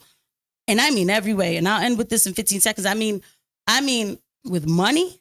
We'll be an extremely rich country with division, right? With division. Look at our influencers. The churches are even infiltrated. Even though my church never told me I had to bless Israel in order to be blessed, I pick up now on the way they speak. And I'm like, damn, like this is crazy, right? But no matter how bleak it looks, we have to keep fighting this because I told you, it's an antichrist system. It's inhumane, number one, but it's antichrist. I just feel like I can't sit back and be like, well, it looks like they're going to win anyway. I can't do it. I can't do it. So. No, same. And, I'll take this moment too, because there's a super chat talking about you. I'm going to pull that up too. I'll use this moment to plug Stone Choir. Stone Choir has a fantastic, I think it's 2 parts or 3 parts, and they do a podcast, and, they're also, pretty racy like Fuentes.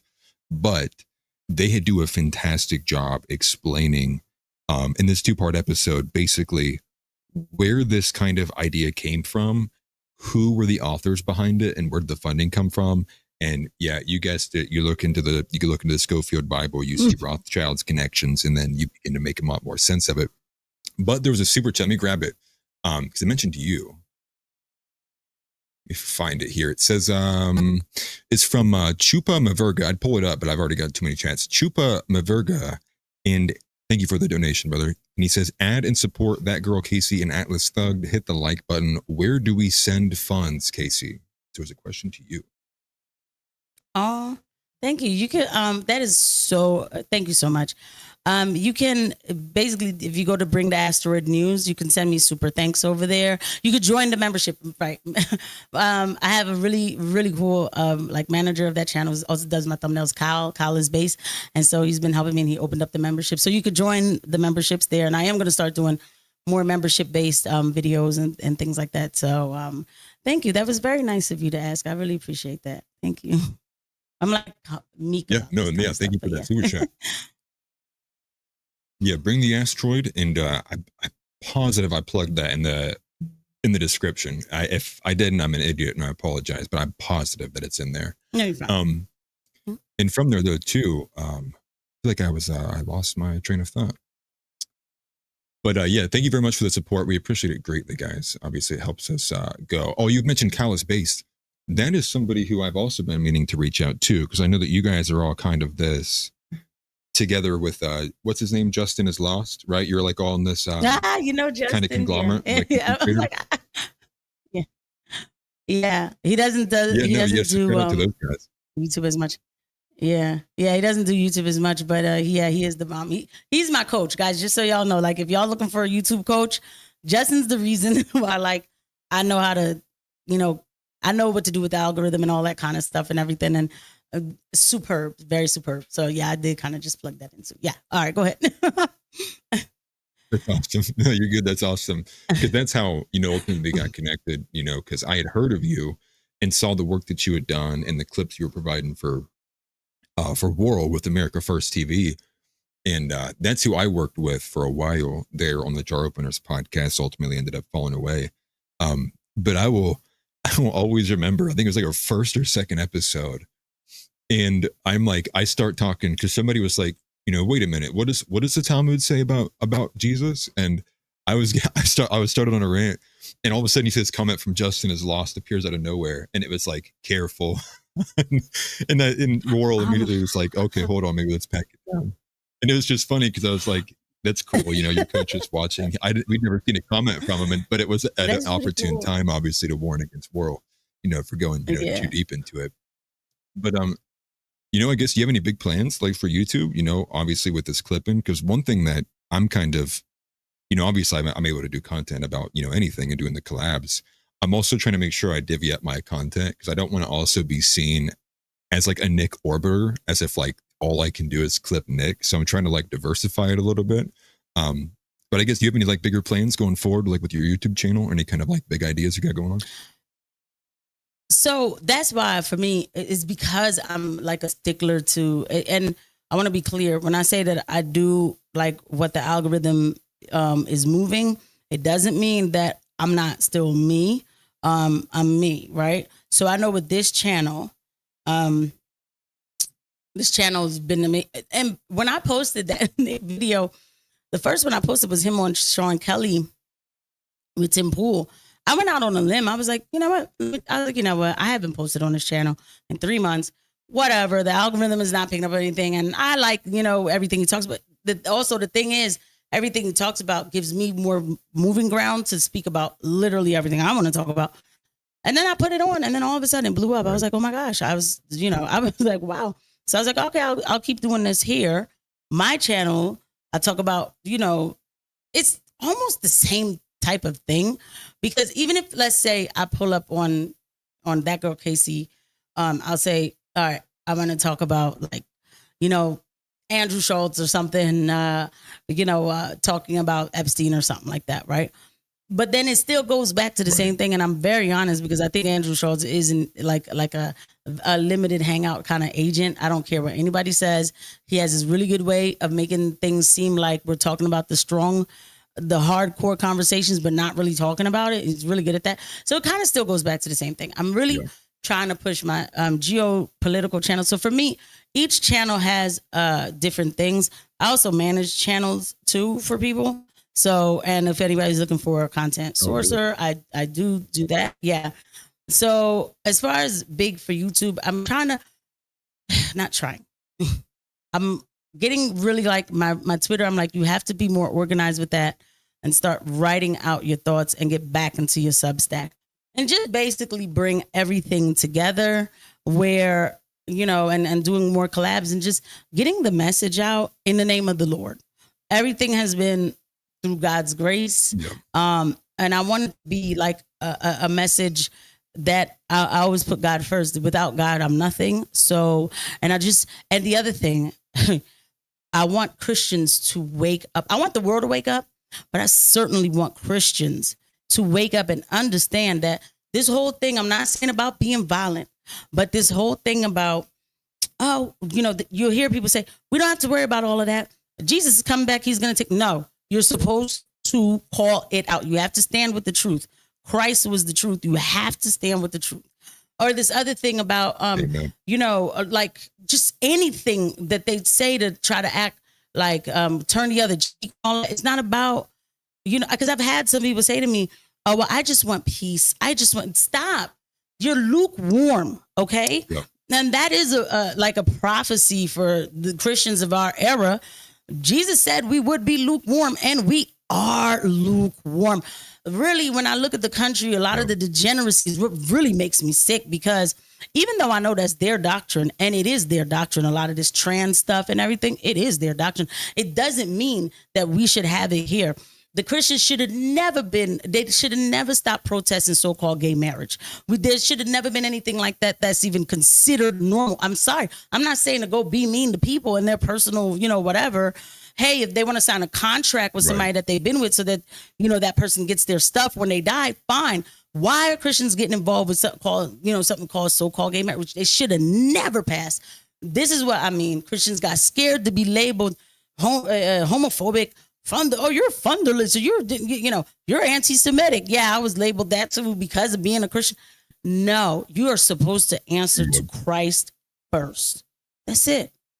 So yeah. So that, I guess, it's all in the name of God. Right. Well, that's the thing too, like Christians of any people should be the ones who are expected, to stand against tyranny. And then you get HR 6090 getting passed, and it's outright, going to be illegal for certain Bible verses because you're going to be deemed anti-Semitic. It's like, dude, your country's being dominated. Like, you're being co-opted, whatever words you want to use. And that, to me, I mean, like that absolutely sent me. And I think that's kind of where I began to really pick up like my anger level with it, because at first it's like, it's a thing that's happening, but then you see stuff like that and it's like, okay, now it's more than just like out over there. It's now clearly affecting domestically. And now it's in your face. And then you see all the isms, right? And then you're curious about, well, pornography, and you date that back and you're like, oh, wow, that's weird. Then you go look at, feminism, you date that back and you're like, oh, wow, okay, that's weird. And then you begin to realize how much of an actual issue it is. And all of the things that we are fighting against ultimately still can be traced back to a very strong singular source. And that to me is just like, it is so antithetical to everything that is taught, because everyone is taught in school and in kind of more peripheral ways too, that, it could never just be one thing, right? It could never possibly ever be one thing. It's always got to be a multivariable. It's always got to be a mix up of things. And so when you see this now prominent rising ideology that's going, no, we're telling you, we promise you it's this one thing. It's kind of like that cognitive dissonance people have, where it's like, really, can you attribute all of these things to this one group? Really? Like it's all because of their hatred of Christianity? It's like, really? Like you go and you look deeper and deeper into it, and that's ultimately, what gets a lot of people bopped. And it's sad because what you had mentioned, no one talks about it, but when you begin to pay attention to the subtleties in the language, you can really start to pick apart and go, oh, I see they were always like this. They're just not saying it out loud. They're just being quiet about where their kind of loyalties lie. And it's sad because you would expect more Christian men to be standing up, and they are, which is thankful, even though there's a lot of infighting between sects and denominations still ongoing. We're at least getting a lot more Christian guys to come and join the fold with Nick. And one thing I was curious too, and I know this is going to be another like hard segue, but I wanted to get all these in there. There was a great interview Jake Shields did with, I believe his name is Ayo Kamathi. And what I would say to a lot of people in the chat included, a lot of people who follow me, because, you know, I'm ultimately always going to be a Christian more than I am anything else. And I think one of the issues on our side, and I'll be one of the first people to say it, is there's a lot of people who think that they're going to be able to be simultaneously able to claim Christianity, but hold clear and contemptible hatred in their heart for people that don't look like them or just other people. And I think that's the one thing that Nick gets right a lot, which is he's like, he gets labeled as a white supremacist all the time, but he's like, he's still clearly the one who's in the most good graces with all the other non-white communities. And it's because the resounding message is more Christian than it is pro-white. Now, ultimately, a lot of it's tied in hand together, but it's a major issue, you know, and I think that's a lot of what you see is the infighting between, like, and I'm sure you might be tuned into this, you know, what do you think of when you see like the Christian nationalists battling it out with all the Wignats? Like what goes through your head when you see those discussions happen? I just, you know, that's why when I say I'm Christian, I'm literally only Christian. Because the thing is though, I have seen some of that, and it's like, we can't lose sight of like the main thing, you know, like I feel like it's still a divide, but I'm not blaming it on like Christianity. It's just like people, you have to meet people where they are. Listen, and not everybody's going to get along, and not everybody's going to, you know, like hold hands and sing and all of this. Right. But I don't think there should be purposeful infighting. I don't think it should be something where it's like clear cut, like, oh, we're against them, because it's like, yo, everybody should just be in their own lane. Right. Okay. I understand, you know, some people aren't Christians or whatever, like, fine. Everybody in their own lane, doing their own thing, still fighting the same thing. Why are we looking to the side? Why don't we just all stay focused? That's just kind of always been my thing. And this is probably why I've been able to talk to literally anybody. Like, the only person I won't talk to is like a pedophile. But other than that, I'll talk to anybody. And people are like, how did you have a conversation with that person? Like, I don't need to love this person in order to figure out what we're going to, you know, what's going to happen next or whatever. So if everybody just kind of stayed in their own lane, I think it would be good. If you can't deal with other people, if you can deal with other people, that's good, right? But all of that kind of divide is just like a waste of time, like purposeful infighting. You know, it's just a waste of time. And then I'll even say this, and this is what I'm even seeing. This is why I get mad at people. No, I'm not some protector of Nick Fuentes. I know that's what it sounds like. It's not that. Because I get this, I've had this criticism of like, you never criticize him. About what? I already know what I'm getting when I walking in, right? What am I supposed to criticize? For what? Everybody else is criticizing him. We're not the same people. He does not have to do what I want him to do, and I don't have to do what he wants me. He's in his lane, and so everybody should be in their lane. So when I see people like Candace or Tucker, why y'all, you know, why do you have to bother the people who are speaking about this current situation, even if it is in a way you don't like? Okay, you don't like what they say, leave them alone. That's all you have to do is leave them alone, and you just do your thing. But no, you see, it's an agenda. And I'm going to tell you too, it's funny because you asked me that, and I'm going to tell you, I think he pegged it wrong, because he says, no, it's because I'm talking about political things, and look what I'm breaking down with JD Vance and this, that, and the, which is true, but it's not that. It is because he does put Christ first. How many super chats do you hear of young kids, young men, saying, I went back to church because of you. Yeah, I've been watching you for years. I went back to church. I got married. I have a family. They don't want that. That's, for me, it always goes back to that. This antichrist system is like, what? This person has 16-year-olds going to church? Oh, no, we need them to be out here in this, you know, world of confusion and degeneracy. And if they start listening to this guy and bringing them back to God, that's too much. We're not going to be able to brainwash them. So that's why, for me, it's always that, because I was told, and I really will end with this. Yeah. As a child, and I told you, I grew up in a Christian household. I grew up in a very conservative household, and I did walk away from God for a little bit. And I think that, everybody has their journey, and then I came, of course, obviously I'm back, right? Praise the Lord. So, Same. but I remember being a little girl and being told, one day the government is going to ask you to pick either Jesus or them. And you always have to pick Jesus. And obviously that's not what they're not saying, come on, because if you came straight up to somebody and was like, you need to pick us or Jesus, somebody's going to be like, what? I think an atheist would be like, I'm going to pick Jesus, right? So, but they make you pick them by making you be quiet about things, by making you, I don't know, be a little nice to, go along with pronouns or something. This is where I started seeing this stuff. I was like, after COVID, I said, oh, this is it. The time is coming. It's coming where we're going to either have to pick the state or God. And I think that's, and I'm not one of those who hates Muslims, because when I talk to Muslims, they have that kind of a prophecy too. You can see it. If you believe in a creator, you can see this exactly for what this is. And I do. And I don't make any bones about it. So I think that's why he's a problem for them. Well, you're spot on with that. I probably wouldn't agree with the Muslim on a lot of things, but that's the right framing. It's not left versus right. It is literally good versus evil, and it always has been. And that's the framing that you have to have when you're exploring like the strategic objectives of these people, right? But you're trying to make sense of something. Sometimes it doesn't make sense at all if you're just looking like for a Democrat substantiated reason why they did it. You just have to default to like, oh no, they did it because they hate us. They hate me, or they hate this. And so they're doing something obviously to destroy that. Now, the sad thing with it too, and you had mentioned it as well, right? Staying in everyone's lanes.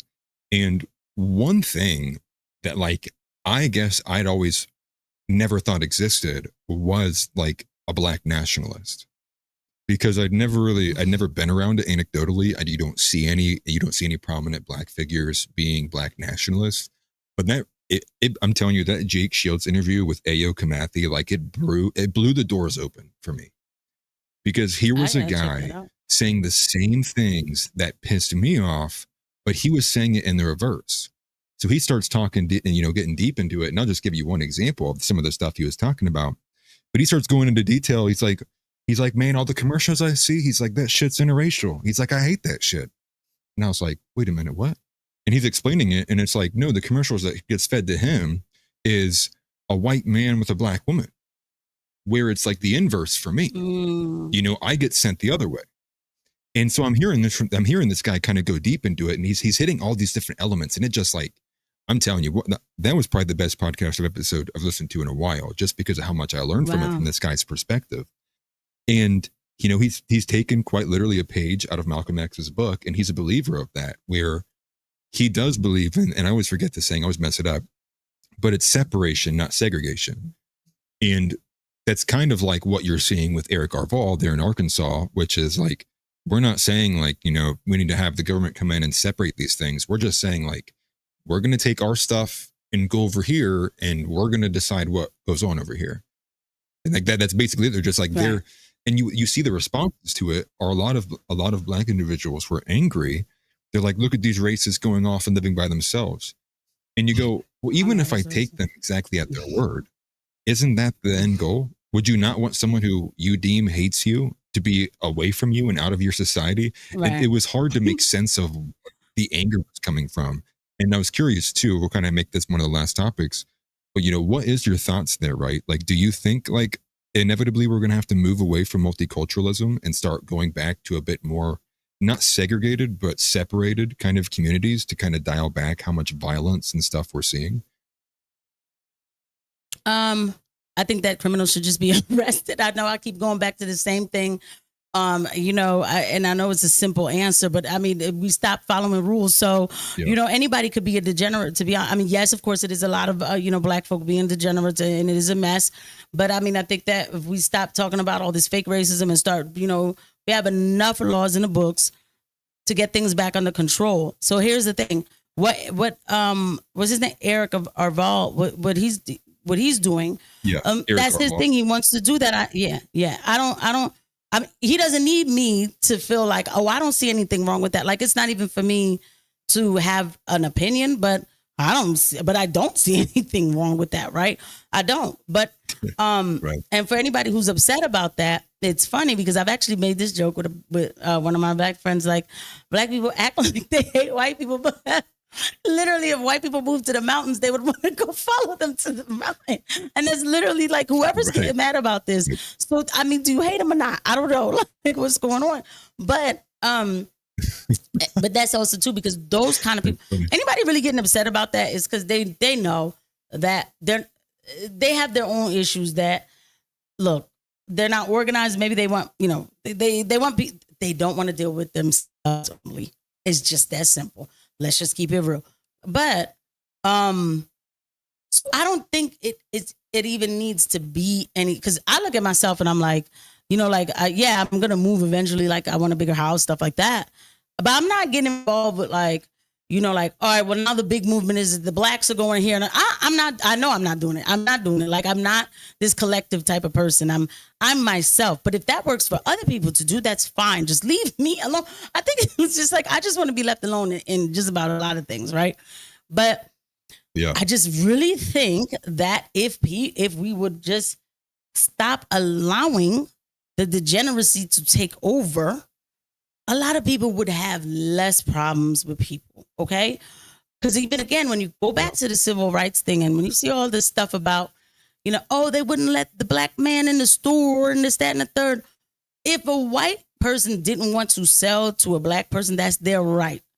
But on the other flip, and this is what Chattel Jackson says, that there were white people who wanted to sell to black people or black people who were selling to white people. And that's when the cops will come in and say, you got to get out. And so what they should have fought for was, how about the government just get out of our business? Because when I have to pay bills, maybe, that the person who doesn't want to, go to sell to the black people.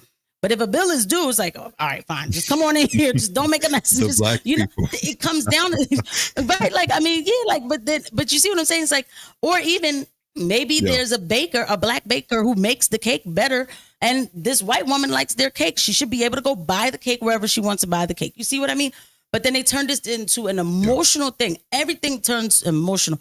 We can't arrest people because it's racist, it's emotional. Stop this. I think that's what needs to stop. I think we need to get back to law and order. And then, of course, helping people who are downtrodden. I do believe in programs.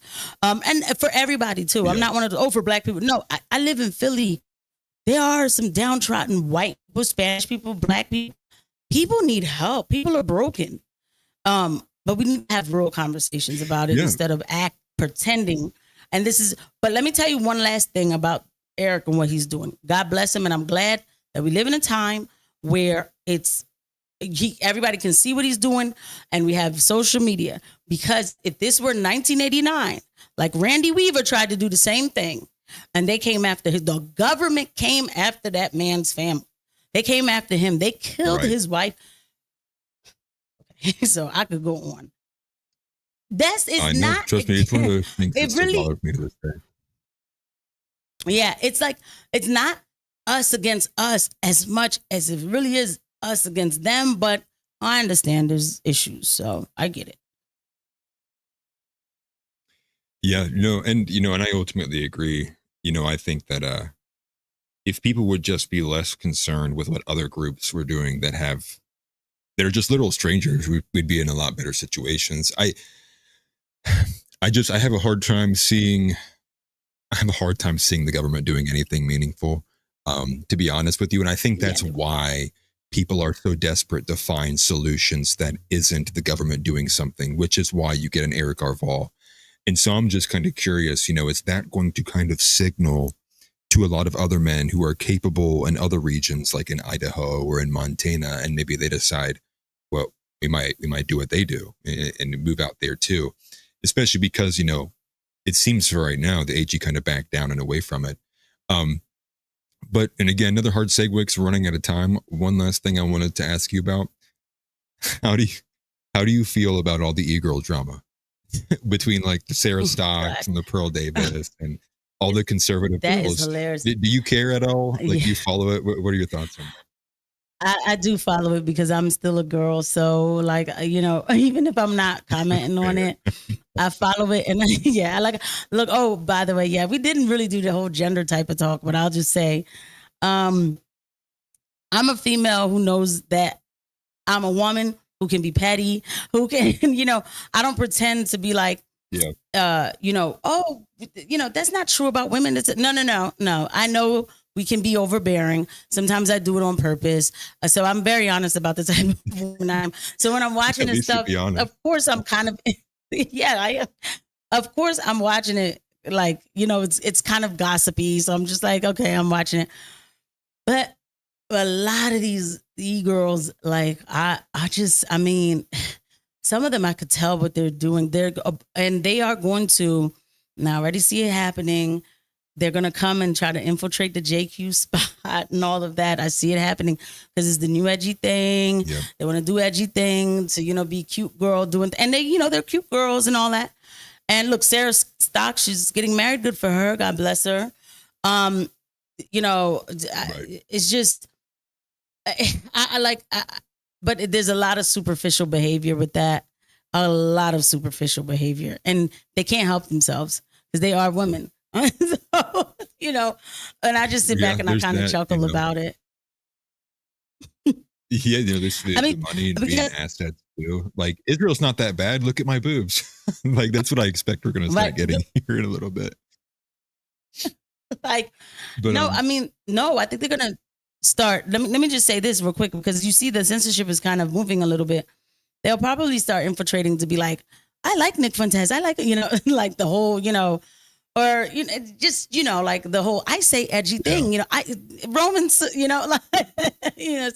whatever. It is what it is. It is what it is. Everybody's trying to get their bag, so I'm not gonna, it is what it is. But it's just funny to watch, because there was something else I was gonna say about the whole, just the whole thing. But this is what I was gonna say.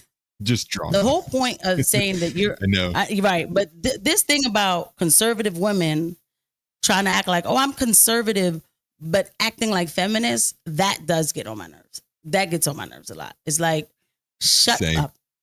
Okay. God bless Andrew Wilson.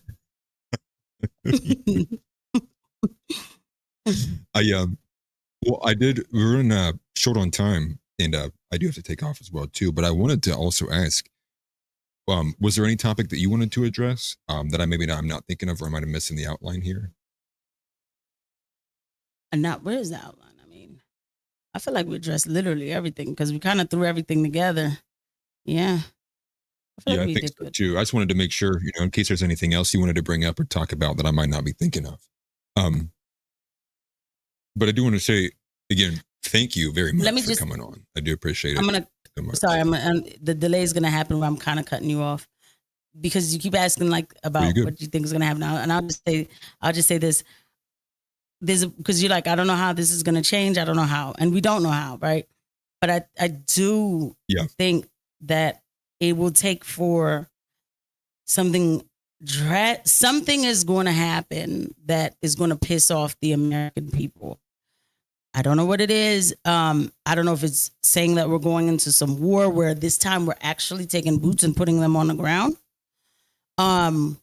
Something will happen, and I think people have to get uncomfortable.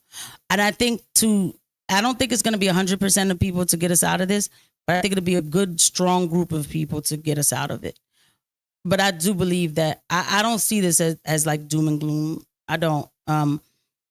This is the fight of our lives, and God is good and Christ is King, and I just think that in the long run we'll be okay. Yeah, I'm leaning into that positive angle too. Being optimistic, because it certainly, at least to me, feels like a whole different kind of level of hitting critical mass. Right? I think this is a lot different than where it was even 2 years ago, with people kind of rushing to X, seeing how free speech, how free their speech was allowed on X there for a little while. And I do think the same as you. I think that there's room to be optimistic and room to be glad that censorship is receding. But also part of me does think there's a possibility that they looked at it and they were like, we are not going to ever be successful coming at Nick from the negative angle. And part of me thinks maybe they will start buddying up with him, and maybe some potential way to subvert him that way. You know, and again, these people are very depraved people. You know, they will do a lot of things to destroy anything good and holy. So I'm kind of thinking, what lengths would they go to? But I did want to say, this is a fantastic interview. We'll have to do this again sometime soon. I do appreciate you joining the Discord as well. That was awesome. And, you know, trying to build the creator corner there. And that's what ultimately the goal here with me and a lot of these kind of collabs is I want to reach out to like-minded individuals, people who are similar in this space as well too. So I would definitely look forward to having you on again, especially as more developments happen. Was there anything else you wanted to shout out while you're on? Nah, I mean, I'm about to drop some videos, and thank you so much. I really did enjoy, you know, this collab going. I haven't been live in a little bit, so this just felt really good, and just talking to you was great. Like, I felt comfortable. I had a good time. Like, so I thank you so much. I really had a good time. Good. I'm glad you enjoyed it. And like I said, we'll definitely try to catch up again sometime soon as well, because I'd love to follow you with your developments. And if you get struck, you have a home here. So if you want to come on live and you get struck again, you're always welcome here. But thank again for everybody who's in the chat. Obviously, this was massive. Thank you guys for being here. All the support, the donations, everything. Appreciate it very much. Make sure you do check out the description of the video if you would like to follow Casey and you have not already. And obviously smash the like button if you have not already. And definitely subscribe too. Share the show if you enjoy it. And with that, Christ is King as always. And let's get women back in the kitchen. Let's save this country and let's make it Christian again. And also deport Kash Patel. And with that, take care, everybody. Peace out. What's good, everybody? This is AtlasThugged. As much as we have, it's currently a media blackout right now. It's about a 10-minute video here. Get the libertarians out of this party, dude.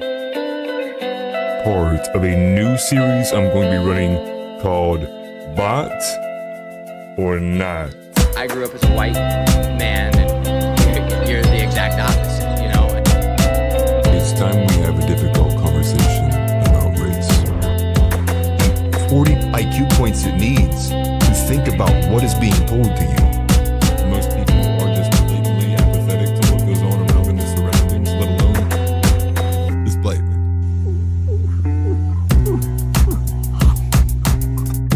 A trans woman's penis make you gay?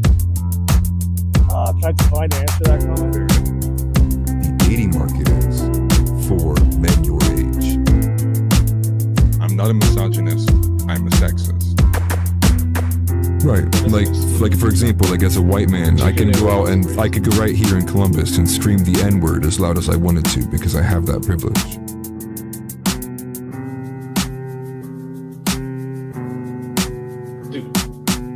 Those who would sacrifice a little freedom for a little convenience serves neither. Titan says, Browns should be for whites. We were just trying to help them run a better empire. But she straight up, she's like, stock market. She's like, bro, like, I can't even buy a fucking house. Like, and, you know, probably doesn't help that half the comments are, oh, you're not banned on YouTube. Man, how is this guy? How's this guy not banned on YouTube? It's like, yeah, I'm sure YouTube probably picks up on those things. And they're probably wondering why so many people are saying that, you know. And all these top brass pundits who have some kind of association or relationship with Epstein, you know, it's getting to the point where you got to think like I'm about to go look at my residential history and be like, did I live next to Epstein for like some time? Like, man, everyone on this planet must have some relation to Epstein. And then you go, oh, actually, no. This is because the administration is all wrapped in together with it themselves. And I said this maybe about a year ago. You know, what if Christianity wasn't in such a cucked position that what if Andrew Tate, like Tristan, would have went to a Christian position? Fell for it again award, #1 right here. And you know what? I can't even make fun of the audience because I fell for it too. And that's probably what I'm most pissed about. He he's huffing some extreme copium. Oh yeah, sister, you definitely owned him. Hey, can I see you after tonight? You know, it's like that's like that's what you're competing up against. Because or bad jacketing him and calling him a weird little gay. Is this like alt-right corpse husband? What am I listening to? Okay, stop it. This guy's gonna get into statistics, stuff like that. Oh, no, statistics. Not So- we don't do statistics.